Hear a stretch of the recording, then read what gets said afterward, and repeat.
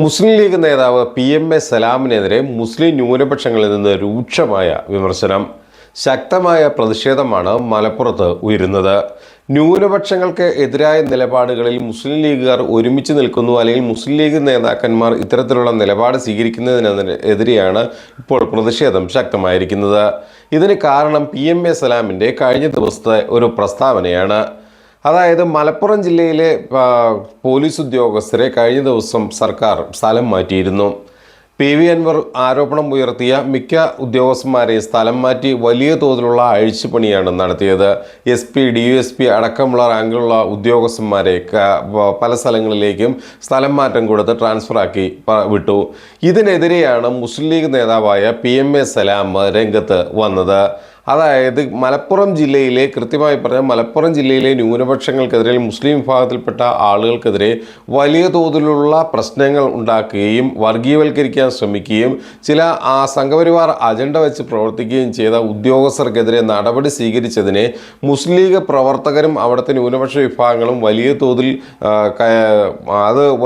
സന്തോഷത്തോടെ സ്വീകരിക്കുന്നതിനിടയിലാണ് ഇതിനെ ഘടകവിരുദ്ധമായ രീതിയിൽ PMA സലാം രംഗത്തെത്തിയത്.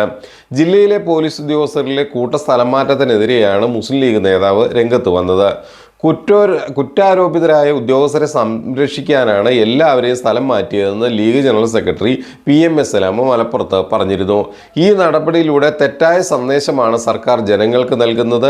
മലപ്പുറത്തെ ജനങ്ങളും പോലീസും കൊള്ളരുതാത്തവർ ആണെന്ന സന്ദേശമാണ് സർക്കാർ നൽകുന്നത് എന്നും ഈ PMA സലാം പറഞ്ഞു.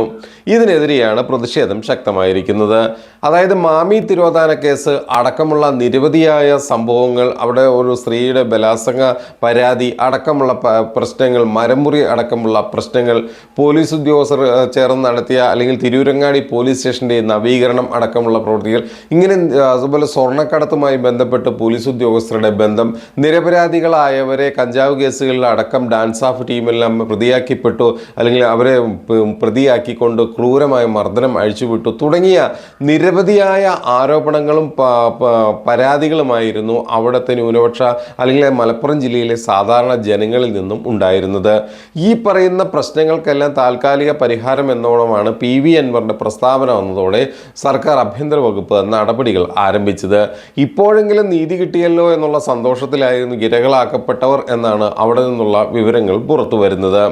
അതായത് RSS ആഗ്രഹിക്കുന്ന രീതിയിലാണ് ഇവിടുത്തെ ഉദ്യോഗസ്ഥന്മാരെ സ്ഥലം മാറ്റിയതെന്നാണ് PMA സലാമിൻ്റെ മറ്റൊരു കണ്ടുപിടുത്തം. എന്നിട്ടും ADGPക്കെതിരെ നടപടി എടുത്തില്ല എന്നും ഇദ്ദേഹം പറഞ്ഞു. ഒന്നുകിൽ ആശാന്റെ നെഞ്ചത്ത് അല്ലെങ്കിൽ കളരിക്ക് പുറത്ത് എന്നാണ് സർക്കാർ നിലപാട് എന്നുള്ളതാണ് PMA സലാമിൻ്റെ വാദം. അതായത് ADGP എന്തുകൊണ്ടാണ് മുഖ്യമന്ത്രി ഭയപ്പെടുന്നതെന്ന് എല്ലാവർക്കും അറിയാം. ADGP RSS കൂടിക്കാഴ്ചയിൽ മുഖ്യമന്ത്രിക്ക് മറുപടി ഇല്ല എന്നും പറഞ്ഞു.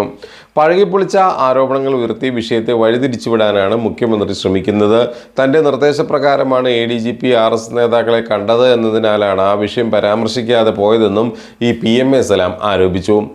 RSS കൂടിക്കാഴ്ചയുടെ ഫലമാണ് തൃശ്ശൂർ ലോക്സഭാ റിസൾട്ടും മാസപ്പടി വിവാദം എല്ലാം മുങ്ങിപ്പോയതെന്നും ആണ് PMA സലാമിൻ്റെ മറ്റൊരു കണ്ടുപിടുത്തം.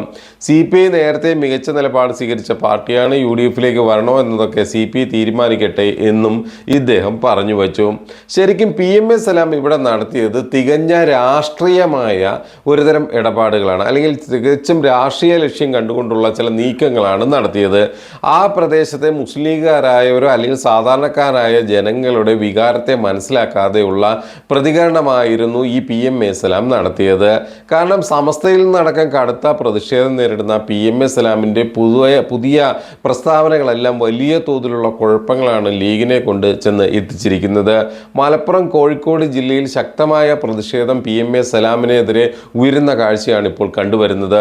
വരും ദിവസങ്ങളിൽ ഈ പ്രശ്നം കൂടുതൽ സങ്കീർണവും ചർച്ചാ വിഷയമാകും എന്ന് തന്നെയാണ് ഈ മലബാർ മേഖലയിൽ നിന്നുള്ള രാഷ്ട്രീയ നിരീക്ഷകർ തന്നെ നൽകുന്ന വിവരം.